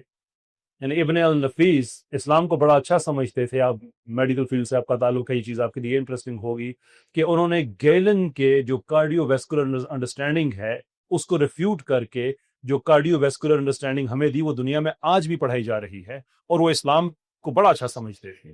He had absolutely no problem with it. تو وہ لوگ جو محدث بھی تھے، مفسر بھی تھے، ساتھ سائنسدان بھی تھے، ریاضی دان بھی تھے، کوزمولوجسٹ بھی تھے، ایسٹرونومی وغیرہ، بڑا ان کا قابل قدر ان کا اس میں کردار رہا. ہم اس عہد کو ریوائیو کرنا چاہتے ہیں دوبارہ سے. ایسے فلاسفرز، ایسے سائنسدان، ایسے میتھمیٹیشین جن کو اپنے ریلیجن پہ کوئی شرمندگی نہ ہو بلکہ فخر کریں. ایٹ دا سیم ٹائم جو کنٹمپریری ڈسپلنز ہیں، وہ اے آئی کا جہاں ہو، ٹیکنالوجی کا جہاں ہو، اس میں وہ ویل ورسڈ ہوں، وہ سامنے آئیں، یہ تشدد ختم ہو، وائلنس ختم ہو. That is source of Pakistan we want to create. بہت بہت شکریہ آپ سب کا. اللہ تعالیٰ آپ کو خوش رکھے، آباد رکھے. سر پچھلے 3 سالوں سے میں آپ کو فالو کر رہا ہوں اور آپ کے بہت سارے ڈیبیٹس میں نے دیکھے ہیں. سر آپ سے میرا کوشچن یہ ہے کہ ہمارے جو دیسی سیکولرز ہیں، جن میں سید مزمل صاحب سر بیرسٹ تھے، سر پاکستان میں جب کوئی ریلیجیس ایکسٹریمزم کا کوئی واقعہ ہو جاتا ہے یا کوئی معمولی واقعہ بھی ہو جاتا ہے، وہ اس پر 2 3 یا 4 ویڈیوز بناتے ہیں اور بار بار اس واقعے کو ریپیٹ کرتے ہیں. لیکن سید مزمل صاحب کے پلیٹ فارم پر آج تک اسرائیل کے خلاف اور فلسطین کے حق میں ایک ویڈیو بھی نہیں ہے. تو یہ آپ کو کیا لگتا ہے کہ کیا وجہ ہے کہ وہ جان بوجھ کر جو ویسٹ میں ہے، اسرائیل جو کچھ کر رہا ہے اس پر خاموش اختیار کرے، لیکن اسلام کی بدنامی میں جب بھی کوئی بات آتی ہے تو اس میں اس کو بدنام کرنے کی کوشش کرتے ہیں؟ اس بارے میں آپ ذرا سر رہنمائی. بہت شکریہ آپ کا سر. دیکھیں، میں یہ تو نہیں کہہ سکتا کہ انہوں نے کبھی اسرائیل پہ تنقید کی یا کوئی بھی سیکولر ہے اس نے کی یا نہیں کی، لیکن میں آپ کو جنرل ایک ٹینڈنسی بتا سکتا ہوں ہمارے سیکولرز کی، اور وہ یہ ہے کہ جو لو ہینگنگ فروٹ ہے یہ اس تک خود کو محدود رکھتے ہیں. یہ موٹیویشنل سپیکرز کی ایک انڈسٹری ہے. موٹیویشنل سپیکرز کیوں پاکستان میں اتنے کامیاب تھے، پوری دنیا میں ایک ڈکلائن اب آیا ہے؟ وہ کیوں تھے؟ اس لیے کہ ہر آدمی کو اچھا لگتا ہے کہ ترقی کریں، ہر آدمی کو اچھا لگتا ہے کہ میری زندگی میں کامیابی ہو، so on and so forth. تو موٹیویشنل سپیکر کی باتیں ہر آدمی کو لگتا تھا کہ اس نے میری سوچ کو آواز دی ہے. لیکن موٹیویشنل سپیکر کبھی آپ کو سولوشن نہیں دیتا. وہ آپ کے اندر کا ایک جو ہوتا ہے نا غبار، وہ ایک نکالنے کا، وہ ایک کتھارسس کا ایک پلیٹ فارم پرووائڈ کرتا ہے اندر سے.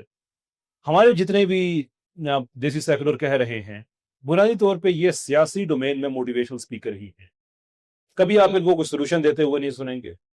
کبھی آپ ان کو، بھائی میں اب کے پی میں بیٹھا ہوں، آئی نو، یہ بات ہم رات سیشن میں بھی کر رہے تھے، میں نے پنجاب یونیورسٹی میں بھی بات کہی کہ ہم پورے پاکستان کے لوگ مل کر چاہیں بھی تو ساری زندگی کے پی کے لوگوں کا احسان نہیں اتار سکتے. جو دہشت گردی یہاں پہ لوگوں نے فیس کی ہے وہ پاکستان نے کسی اور نے نہیں کی.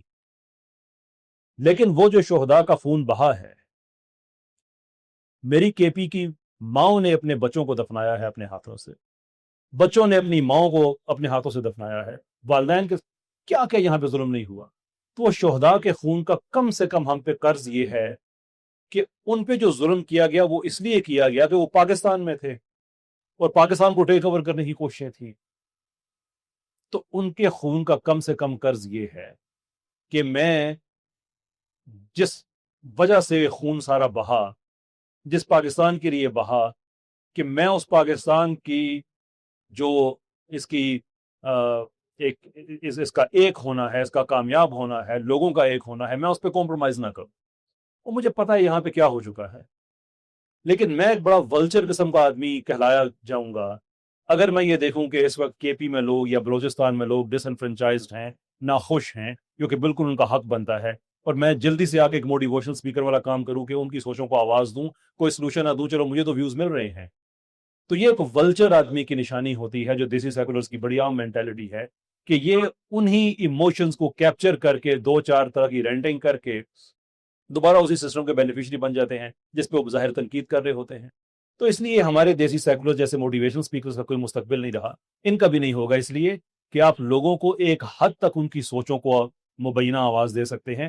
اس کے بعد والی فیز میں آتا ہے کہ آپ نے سولوشن کیا دیا ہے. آپ گھنٹہ گھنٹہ دو گھنٹے لیکچر دے کے اب اس نے یہ نہیں کیا، اس نے وہ نہیں کیا، یہاں پہ یہ ہو گیا، وہاں پہ وہ ہو گیا. what is the solution؟ Solution کیا ہے؟ میں اس ٹاپک پہ بات کرتا ہوں، کم کرتا ہوں، لیکن میرے پاس اگر سولوشن نہیں ہے تو میں بات نہیں کروں گا، کیونکہ وہ صرف بکواس ہوگا، صرف ویوز کی ایک جنگ ہوگی، اس کے علاوہ اور کچھ نہیں. میرا سولوشن بڑا سمپل ہے بردر. جو زبان آپ بولتے ہیں وہ میں نہیں بولتا، جو زبان میں بولتا ہوں وہ آپ نہیں بولتے. میرے گھر کے اندر ایک کلچرل ڈفرنس ہوگا آپ کے گھر کے مقابلے میں، لیکن کون سی چیز ایسی ہے جو مجھے اور آپ کو یونائٹ کرتی ہے؟ اسلام کرتا ہے. ایون ہماری مائنورٹیز جو ہیں، اسلام نے جو ان کو حقوق دیے ہیں، کوئی مسلم ان سے نہیں لے سکتا، کہ ان کو بھی پاکستان کے کانٹیکس میں جو چیز یونائٹ کرتی ہے وہ اسلام کرتا ہے. تو سولوشن یہ ہے کہ اب ہم لوگوں کو یہ سمجھائیں کہ اسلامک اکانومی آپ اس کو لے کے آئیں گے، فریکشنل ریزرو بینکنگ ختم ہوگی، فل ریزرو بینکنگ کی طرف جائیں گے، مہنگائی اس سے کنٹرول میں آئے گی، آلموسٹ ختم ہو جائے گی. نیچرل ریسورسز پہ پروفیٹیرنگ نہیں ہوگی، بجلی سستی ہوگی، گیس سستی ہوگی، فیول سستا ہوگا، میرٹ آئے گا، کرپشن ختم ہوگی، عدالتوں میں ہفتے ڈیڑھ ہفتے کے اندر اندر فیصلے ہونا شروع ہو جائیں گے. مطلب یہ وہ ساری چیزیں ہیں جو ہمیں اسلامک سسٹم سے مل سکتی ہیں. We need to explain that کہ اب ضرورت ہے ہم اس طرف جائیں. اگر میں یہ سولوشن نہ دوں، اور آپ میرے سولوشن سے ڈس ایگری کر سکتے ہیں، ایگری کر سکتے ہیں، وہ آپ کا رائٹ ہے، لیکن اگر میں سولوشن ہی نہ دوں، یہاں پہ بیٹھ کے میں یہی کہتا رہوں کہ یار یہ بڑا ظلم ہو گیا، وہ بڑا ظلم ہو گیا، تو لوگ مجھے سنیں گے، ویوز ملیں گے کہ یار میں بڑا انٹلیکچوئل ہوں. اور انفارچونیٹلی پاکستان میں دیسی سیکولرز نے جتنا کریٹیکل تھنکنگ کو بدنام کیا ہے شاید دنیا میں کسی اور نے کیا ہو. انہوں نے رینٹنگ کا نام کریٹیکل تھنکنگ رکھا ہوا ہے. جب آپ کریٹیکل تھنکنگ کی بات کرتے ہیں تو آپ اپنے نظریات کو پروڈیوس کرتے ہیں for up to a debate, کہ آئیے آپ مجھ سے ڈس ایگری کریں، یہ میرا، کیونکہ تھاٹس میں ایسے جو کرٹیک ہے وہ ایسے ڈیولپ ہوتی ہے. آپ خود کو پریزنٹ کرتے ہیں کہ شاید میں غلط ہوں، میں غلط ہو سکتا ہوں، آئیے مجھ سے بات کریں. اگر آپ ہر چیز کے حرف آخر ہیں، کوئی آدمی آپ کو میسج بھیج کے کہتا ہے کہ مجھے آپ سے اختلاف ہے، آگے سے آپ اس کو بلاک کر دیں یا پرائیویٹ میسج میں گالیاں دے دیں. مجھے روز ای میلز آتی ہیں، روز محاورتاً کہہ رہا ہوں، اکثر ای میلز آتی ہیں، اسکرین شاٹس آتے ہیں کہ دیکھیں میں نے فلاں سیکولر سے ڈس ایگری کیا ہے، اسے آگے سے گالیاں دے کے بلاک کر دی ہیں.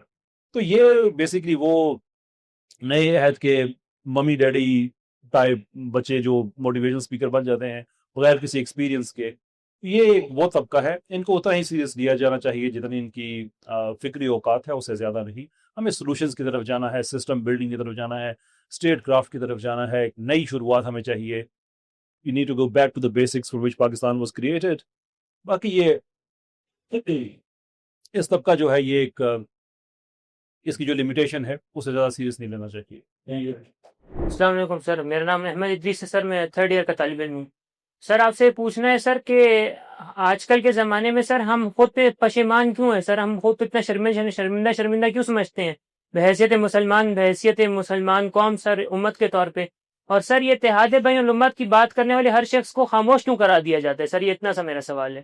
بڑی آپ نے عام بات سنی ہوگی کہ وہ شیر کا بچہ بھیڑوں کے ساتھ پلا اور اس نے خود کو بھیڑ سمجھنا شروع کر دیا. کہ آپ جب مسلسل کسی ایک ماحول میں رہتے ہیں، اٹ افیکٹس یو. تو ہمیں پچھلے 20-25 سال سے ایک ہی ماحول میں رکھا گیا ہے، तुम दहशत गर्द हो, तुम फलाने हो फलाने हो फलाने हो। अजीबो गरीब बात है कि हमारा साइंसदान हमारा वो कह रहा होता है कि यार वेस्ट ने इतनी तरक्की कर ली है, हमारा मौलवी तरक्की नहीं करने देता। तो भाई वेस्ट में जो चर्च का पादरी है उसने तरक्की की है, उसके साइंसदान ने की है ना, तुम क्यों नहीं कर रहे? हमें तो तुमसे पूछना चाहिए, तुम कहाँ? ये भी इल्जाम तो मौलवी पर तो हमारे यहाँ वो एक पूरी जनरेशन जवान हुई है इसी एहसास में। लेकिन अब अल्लाह का शुक्र है कि एक रिकवरी स्टार्ट हो गई है लोगों ने। जैसे आपने सवाल पूछा है तो आपको इस मामले की सिवेरिटी का अंदाजा हुआ है, तो आपने सवाल पूछा है। Now people are changing and इंशाअल्लाह अजीज we will keep on this change. Sir आपसे एक सवाल है कि करंट पॉलिटिकल सिचुएशन पाकिस्तान में जो है अभी जो चल रहा है सारा, तो इसमें अब क्या आपकी क्या राय है, क्या हम कर सकते हैं कि उसको मतलब जो बेटरमेंट की तरफ ले जाएं, किस तरह अवेयरनेस क्रिएट करें, क्या करें? Suggestion sir. मेरा ये भी है डॉक्टर साहब कि हमें अपनी आइडियोलॉजी में क्लियर होना चाहिए। हम फुटबॉल बने हुए हैं पाकिस्तान के मुख्तलिफ सियासी पार्टियों के तहत। हम सियासी तौर पे यतीम हो जाते हैं जब सारी ज़िंदगी एक सियासतदान के लिए नारे लगाते हैं और एक दिन पता चलता है कि वो दूसरी सियासी पार्टी के टिकट से इलेक्शन लड़ रहा है। तो हमें जैसे हमारे पाँव के नीचे से किसी ने सियासी कारपेट खींच दिया होता है अचानक। जिस सियासतदान के खिलाफ मैं सारी ज़िंदगी नारे लगा रहा होता हूँ, एक दिन पता चलता है कि मेरी सियासी पार्टी ने उसी को टिकट दे दिया है, जबकि मैं उसे कह रहा था कि ये माशरे का ईवल है, अब मुझे इसके लिए नारे लगाने होंगे। तो हमें इससे हट के अपनी पार्टीज़ को टेक ओवर करना चाहिए। जिस मर्जी पॉलिटिकल पार्टी में है उसको छोड़े ना आप, नई बनाने की ज़रूरत नहीं है, लेकिन नज़रियाती तौर पे क्लियर हो जाएं आप कि मैं आपको वोट दूंगा तो बिरयानी की प्लेट के एवज़ नहीं दूंगा। एक दिन आपने मेरे मोटरसाइकिल की टंकी भरवा दी है, इसके एवज़ नहीं दूंगा। मुझे पाकिस्तान में इंटरेस्ट फ्री इकॉनमी चाहिए। मुझे मीडिया में जो डिजेनरेसी है इसके खिलाफ मुझे कवानीन चाहिए। मुझे अदालतों में इंसाफ चाहिए। जब हम इस तरह, तो फिर आप जिस मर्जी पॉलिटिकल पार्टी को आप आगे हैं, नज़रिया तो आपका ही जीतेगा। तो हमें वो कम से कम अपने नज़रिए पे तो क्लियर हों, उसके बाद इंशाल्लाह बाकी चीज़ें भी होंगी। लेकिन वो जो हम कहते हैं पाकिस्तान में शरीयत नाफज करनी है, उसका जो एथिकल पार्ट है वो हमने अपनी ज़ात पे पहले अप्लाई करना है। या मैं खुद इतना करप्ट हूं कि मैं बिरयानी की प्लेट के बस वोट को बेच देता हूं, तो मैं कैसे एक्सपेक्ट करूंगा पाकिस्तान पूरा चेंज करे? मैं तो चेंज हो गया। इस्लाम एक मुकम्मल ज़ाबित हयात है, तो फिर हमारी मुसलमान की क्यों इस तरफ जाते हैं, एथियज़्म की तरफ जाते हैं या लिबरलिज्म की तरफ जाते हैं? सिर्फ ये सवाल है बस। देखिए पिछले कोई 200-300 सालों से तो मुसलसल हम एक गुलामी की ज़िंदगी गुजार रहे हैं। इवन जब खिलाफत उस्मानिया थी तो वो भी बहुत हद तक कंटेन हो चुकी थी आखिरी। अब पर्टिकुलरली जो लास्ट सेंचुरी है बड़ी मुश्किल थी उस पर, तो यानी कि उसके टेन्योर की लास्ट सेंचुरी की मैं बात कर रहा हूँ। तो जब हम आज़ाद नहीं होंगे, अपने सिस्टम्स खुद नहीं बनाएंगे, तो फिर हमें किसी और पे डिपेंड करना पड़ेगा। अब हमें बनाने नहीं देते हैं, ये एक और बात है। कितने भी रात को भी हम बात कर रहे थे कि अल्जीरिया में एक इस्लामिक गवर्नमेंट को इसलिए नहीं आने दिया कि 1991 में वहाँ पे एक सेकुलर कू लगा दिया कि कहीं इस्लाम पसंद ना आ जाए। मिस्र में जो हुआ वो अब हमने देखा, इस्लाम पसंदों की हुकूमत आई, यान फानन उसको गायब कर दिया। वो करने वाले कौन थे? इन्होंने मुसलमानों से दगा करके सेंट्रल एशिया में मार्क्सिज्म को लेके आए और फिर इन्हीं को ही ग्रेट परचेज में कत्ल किया गया। यंग टर्क्स, टर्की में उन्होंने बेवफाई की। जो मिस्र के थे उन्होंने, जो मिस्र की इस्लामी हुकूमत है उसके खिलाफ बेवफाई की। ये मारे सब जाते हैं एंड में, इनको छोड़ता कोई नहीं है। सबको पता है कि ये जो अपने लोगों के साथ वफादार नहीं है ये हमारे क्यों होंगे। आज पाकिस्तान में भी एक सेकुलर कंटिजेंट है जो पाकिस्तान में मार्क्सिज्म लेके आने की कोशिश कर रहा है, कोई लिबरलिज्म लेके आने की कोशिश कर रहा है। मतलब इनकी एक तारीख है कि ये हमेशा इस तरह की हरकत करते हैं, लेकिन फिर उन्हीं लोगों के हाथ सबसे पहले ये काम आते हैं।